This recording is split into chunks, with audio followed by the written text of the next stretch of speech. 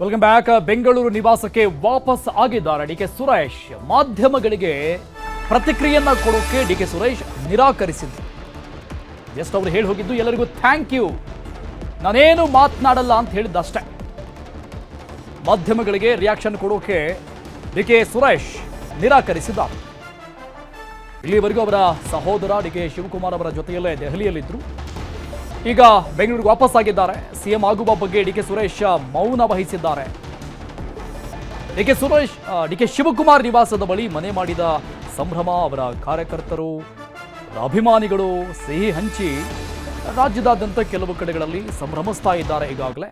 ಮತ್ತೊಂದು ಕಡೆ ಡಿಕೆ ಸುರೇಶ್ ಅವರು ಬೆಂಗಳೂರಿಗೆ ಬರ್ತಾ ಇದ್ದಂಗೆ ಮಾಧ್ಯಮಗಳು ಕೇಳಿರುವಂತಹ ಒಂದಿಷ್ಟು ಪ್ರಶ್ನೆಗಳಿಗೆ ರಿಯಾಕ್ಷನ್ ಕೊಡೋಕೆ ನಿರಾಕರಿಸಿದ್ದಾರೆ.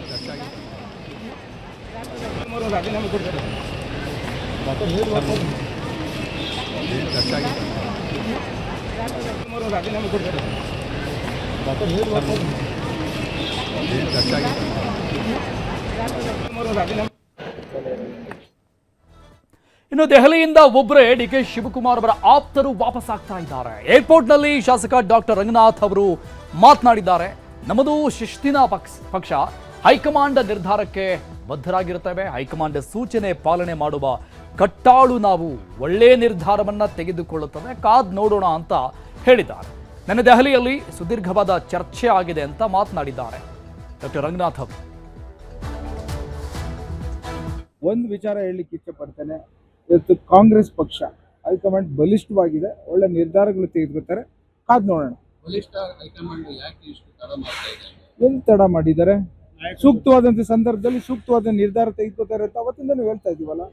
ನಾನು ಚೀಫ್ ಮಿನಿಸ್ಟರ್ ವಿಚಾರದಲ್ಲಿ ನನಗೆ ಹೈಕಮಾಂಡ್ ಅವರು ನೋಟಿಸ್ ಕೊಟ್ಟಿರೋದ್ರಿಂದ ನಾನು ಅದನ್ನ ಬಗ್ಗೆ ಕಾಮೆಂಟ್ ಮಾಡ್ಲಿಕ್ಕೆ ಹೋಗಲ್ಲ.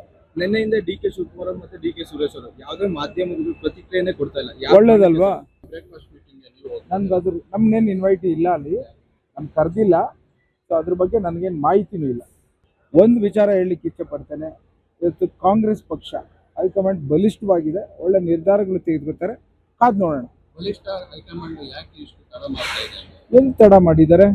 ಸೂಕ್ತವಾದಂಥ ಸಂದರ್ಭದಲ್ಲಿ ಸೂಕ್ತವಾದ ನಿರ್ಧಾರ ತೆಗೆದುಕೊಳ್ತಾರೆ ಅಂತ ಅವತ್ತಿಂದನೂ ಹೇಳ್ತಾ ಇದೀವಲ್ಲ. ನಾನು ಚೀಫ್ ಮಿನಿಸ್ಟರ್ ವಿಚಾರದಲ್ಲಿ ನನಗೆ ಹೈಕಮಾಂಡ್ ಅವರು ನೋಟಿಸ್ ಕೊಟ್ಟಿರೋದ್ರಿಂದ ನಾನು ಅದನ್ನ ಬಗ್ಗೆ ಕಾಮೆಂಟ್ ಮಾಡ್ಲಿಕ್ಕೆ ಹೋಗಲ್ಲ.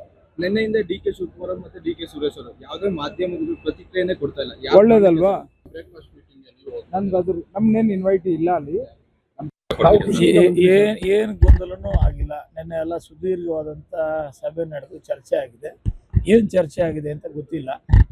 ಏನು ಚರ್ಚೆ ಆಗಿದೆ ಅನ್ನೋದು ಮುಂದಿನ ದಿನಗಳಲ್ಲಿ ಎಲ್ಲ ಹೈಕಮಾಂಡ್ ನಾಯಕರು, ರಾಜ್ಯದ ನಾಯಕರು ಅದನ್ನೆಲ್ಲ ತಮಗೆಲ್ಲ ತಿಳಿಸ್ತಾರೆ. ತಮಗೆ ರಾಜ್ಯದ ಜನತೆಗೆ ತಮ್ಮ ಮುಖಾಂತರ ತಿಳಿಸ್ತಾರೆ. ಸಭೆ ಒಳಗಡೆ ಏನು ನಡೀತು ಅಂತ ಏನು ಹೇಳಿಲ್ಲ. ನಿನ್ನೆ ಹೊರಗಡೆ ಬಂದು ಅವರೇ ಹೇಳಿದ್ರಲ್ಲ ರಾಜ್ಯಸಭೆದು ವಿಧಾನ ಪರಿಷತ್ ಚುನಾವಣೆದು ಅಂತ. ಅದ್ರ ಆಚೆಗೆ ನಮ್ಗೇನು ಮಾಹಿತಿ ಇಲ್ಲ. ಸಭೆಯಲ್ಲಿ ನಾವು ಇರ್ಲಿಲ್ವಲ್ಲ. ದೊಡ್ಡವ್ರ ಸಭೆಯಲ್ಲಿ ನಾವೆಲ್ಲ ಇರೋಕ್ಕಾಯ್ತಲ್ಲ. ದೊಡ್ಡವರು, ಮುಖ್ಯಮಂತ್ರಿಗಳು, ಉಪಮುಖ್ಯಮಂತ್ರಿಗಳು.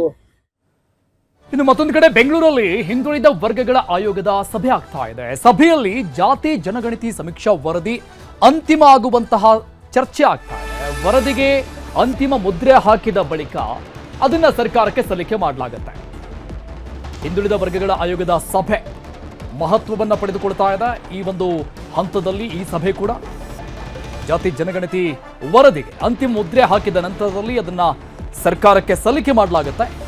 ರಾಜೀನಾಮೆಗೂ ಮುನ್ನ ವರದಿ ಅಂಗೀಕಾರಕ್ಕೆ ಸಿಎಂ ಚಿಂತನೆ ಮಾಡ್ತಾ ಇದ್ದಾರೆ. ಇದೊಂದು ಕೆಲಸ ಮಾಡಿ ಮುಗಿಸ್ಬಿಡೋಣ ಅಂತ ಇವತ್ತೇ ವರದಿಗೆ ಸಹಿ ಹಾಕಲು ಸಿದ್ದರಾಮಯ್ಯ ನಿರ್ಧಾರವನ್ನ ತೆಗೆದುಕೊಂಡಿದ್ದಾರೆ ಅನ್ನೋ ಮಾಹಿತಿ ಸಿಗ್ತಾ ಇದೆ. ಜಾತಿ ಜನಗಣತಿ ವರದಿ ವಿಚಾರವೂ ಕೂಡ ಸದ್ಯಕ್ಕೆ ಮಹತ್ವವನ್ನ ಪಡೆದುಕೊಳ್ತಾ ಇದೆ. ಈ ಬಗ್ಗೆ ಡೀಟೇಲ್ಸ್ ಕೊಡ್ತಾರೆ ನಮ್ಮ political bureau head Chidananda Patil live ನಲ್ಲಿ ಜಾಯ್ನ್ ಆಗ್ತಾ ಇದ್ದಾರೆ. ಪಾಟೀಲ್ರೇ, ಎಲ್ಲ ಬೆಳವಣಿಗೆಗಳನ್ನು ನೋಡ್ತಾ ಇದ್ವಿ ರಾಜ್ಯ ಕಾಂಗ್ರೆಸ್ನಲ್ಲಿ ಏನೆಲ್ಲ ಆಗ್ತಾ ಇದೆ ಅಂತ. ಇದರ ಒಳಗೆ ಇದೊಂದು ಲಾಸ್ಟ್ ಕೆಲಸ ಮಾಡಿ ಮುಗಿಸ್ಬಿಡೋಣ, ಇದೊಂದು ದಾಖಲೆ ನನ್ನ ಹೆಸರಿಗೆ ಇರಲಿ ಅನ್ನುವಂಥ ನಿರ್ಧಾರಕ್ಕೆ ಈ ಜಾತಿ ಜನಗಣತಿ ವರದಿ ವಿಚಾರಕ್ಕೆ ಸಂಬಂಧಪಟ್ಟಂಗೆ ಸಿಎಂ ನಿರ್ಧಾರ ತೆಗೆದುಕೊಂಡಂಗೆ ಕಾಣಿಸ್ತಾ ಇದೆ. ಖಂಡಿತವಾಗಿ ಉಗರ್ ಜಾತಿ ಸಮೀಕ್ಷೆ ವರದಿಯನ್ನು ಪಡಿಲೇಬೇಕಾದಂಥ ಅನಿವಾರ್ಯತೆ ಮುಖ್ಯಮಂತ್ರಿ ಸಿದ್ದರಾಮಯ್ಯರಿಗೆ ಎದುರಾಗಿರ್ತಕ್ಕಂಥದ್ದು.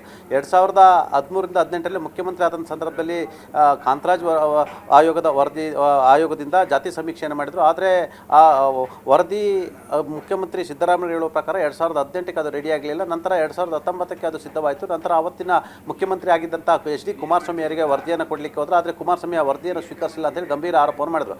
ನಂತರ ಬಂದಂಥ ಭಾರತೀಯ ಜನತಾ ಪಕ್ಷದ ಸರ್ಕಾರವು ಕೂಡ ಆ ವರದಿಯನ್ನು ಸ್ವೀಕರಿಸಲಿಲ್ಲ. ಹಾಗಾಗಿ ಆ ವರದಿಗೆ 10 ವರ್ಷ ಆಗಿದ್ದರಿಂದ ಮತ್ತೆ ಹೊಸ ವರದಿಯನ್ನು ಮಾಡಬೇಕಾಗಿತ್ತು ಮತ್ತು ನಂತರ ಕಾಂಗ್ರೆಸ್ ಹೈಕಮಾಂಡ್ ಕೂಡ ಆ ವರದಿಯನ್ನು ಒಪ್ಪಲಿಕ್ಕೆ ಸಿದ್ಧರಾಗಲಿಲ್ಲ. ಆದರೆ ಎಲ್ಲೊಂದು ಕಡೆ ಜಾತಿ ಸಮೀಕ್ಷೆ ವರದಿಗೆ ಸಂಬಂಧಪಟ್ಟ ಅವತ್ತಿನ ಸಂದರ್ಭದಲ್ಲಿ ಮೇಲ್ಜಾತಿ ಅಂತೇಳಿ ಕರೆಸಿಕೊಳ್ತಕ್ಕಂಥ ಸಮಾಜದ ಅನೇಕ ಮುಖಂಡರುಗಳು ವಿರೋಧ ವ್ಯಕ್ತಪಡಿಸಿದರು. ಶಾಮನೂರು ಶಿವಶಂಕರಪ್ಪನವರಿಂದ ಹಿಡಿದು DK ಶಿವಕುಮಾರ್ ಅವರು ಕೂಡ ವಿರೋಧವನ್ನು ವ್ಯಕ್ತಪಡಿಸಿದರು.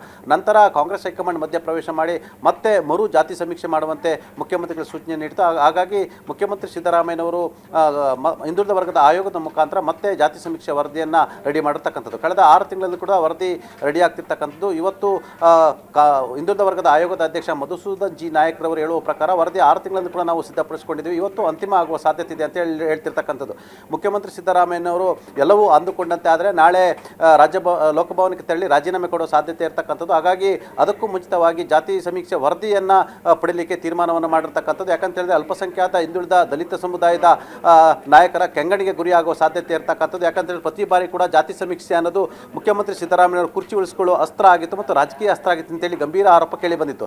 ಪ್ರತಿ ಬಾರಿ ಕೂಡ ಜಾತಿ ಸಮೀಕ್ಷೆಯನ್ನು ಇಟ್ಕೊಂಡು ಸಿದ್ದರಾಮಯ್ಯವರು ತಮ್ಮ ಕುರ್ಚಿಯನ್ನು ಭದ್ರ ಮಾಡ್ಕೊಳ್ತಾರೆ ಮತ್ತು ಮಾಡಿಕೊಂಡಿದ್ರು ಎಂಬ ಮಾತು ಕೂಡ ಕೇಳಿ ಬಂದಿತ್ತು. ಹಾಗಾಗಿ ಇದೀಗ ತಾವೇ ಮಾಡಿಸಿದಂಥ ವರದಿಯನ್ನು, ಸಮೀಕ್ಷೆಯ ವರದಿಯನ್ನು ತಾವೇ ಸ್ವೀಕರಿಸ್ತಾ ಇದ್ದರೆ ಎಲ್ಲೊಂದು ಕಡೆ ಇದರಲ್ಲೂ ಕೂಡ ಸಿದ್ದರಾಮಯ್ಯವರಿಗೆ ಇಚ್ಛಾಶಕ್ತಿಯ ಕೊರತೆ ಆಯಿತು ಮತ್ತು ಈ ರಾಜ್ಯದ ಅಲ್ಪಸಂಖ್ಯಾತರು, ದಲಿತರು, ಹಿಂದುಳಿದ ವರ್ಗದವರ ಮೇಲೆ ಎಲ್ಲೊಂದು ಕಡೆ ಮುಖ್ಯಮಂತ್ರಿಗಳಿಗೆ ಕೇವಲ ಬರೀ ನಾಟಕಕ್ಕಷ್ಟೇ ಅವರ ಮೇಲಿನ ಪ್ರೀತಿ ಮತ್ತು ಕಾಳಜಿ ಅನ್ನೋ ಒಂದು ಮೆಸೇಜ್ ಪಾಸ್ ಆಗುತ್ತೆ ಎಂಬ ಹಿನ್ನೆಲೆಯಲ್ಲಿ ತರಾತುರಿಯಲ್ಲಿ ಮುಖ್ಯಮಂತ್ರಿ ಸಿದ್ದರಾಮಯ್ಯವರು ನಿನ್ನೆ ತಡರಾತ್ರಿ ಜಿ ಮಧುಸೂದನ್ ನಾಯಕ್ರವರಿಗೆ ಕರೆ ಮಾಡಿ ವರದಿಯನ್ನು ಕೊಡುವಂತೆ ಸೂಚನೆಯನ್ನು ಕೊಟ್ಟಿರ್ತಕ್ಕಂಥದ್ದು. ಈಗಾಗಲೇ ವರದಿ ಅಂತಿಮ ವರದಿಯನ್ನು ಇವತ್ತು ಸಂಜೆ 4 ಅಥವಾ 5 ಗಂಟೆಗೆ ಕಾವೇರಿ ನಿವಾಸದಲ್ಲಿ ಕೊಡುವ ಸಾಧ್ಯತೆ ಇರತಕ್ಕಂಥದ್ದು.